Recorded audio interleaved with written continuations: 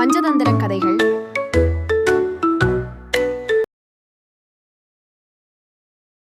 ஒரு நாள் யானை ஒரு சிறிய ஆற்றை கடக்க முயன்றது.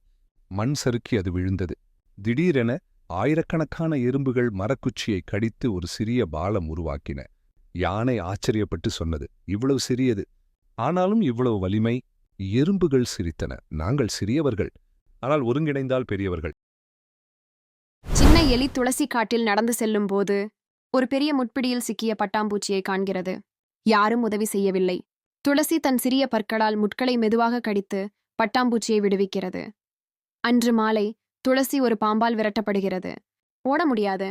அப்போது அந்த பட்டாம்பூச்சி நண்பர்கள் சில ஒளிப்பூச்சிகளை அழைத்து வந்து பாம்பின் கண்களில் பிரகாசம் விடுகிறார்கள்.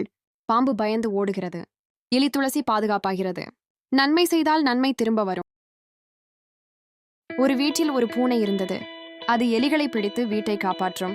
ஒரு நாள் ஒரு சிறிய எலி சிக்கலில் விழுந்தது. அது தண்ணீர் வாளிக்குள் விழுந்து வெளியே வர முடியவில்லை. பூனை அதை பார்த்தது. எலியை பிடிக்காமல் அதை வாளால் பிடித்து வெளியே எடுத்தது. எலி பயந்தது. ஆனால் பூனை சொன்னது, உன்னை காப்பாற்றினேன்.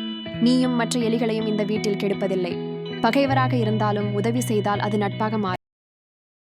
காட்டில் வாழ்ந்த நல்ல கரடிக்கு தேன் பிடிக்கும். அது மரத்தின் அருகே நின்று கேட்டது, தேனீக்களே, எனக்கு சிறிது தேன் தருவீர்களா? தேனீக்கள் சொன்னது, எங்கள் குஞ்சு குளத்தில் விழுந்தது, உதவினால் தேன் தருகிறோம். கரடி மெதுவாக குஞ்சு தேனீயாய் காப்பாற்றியது.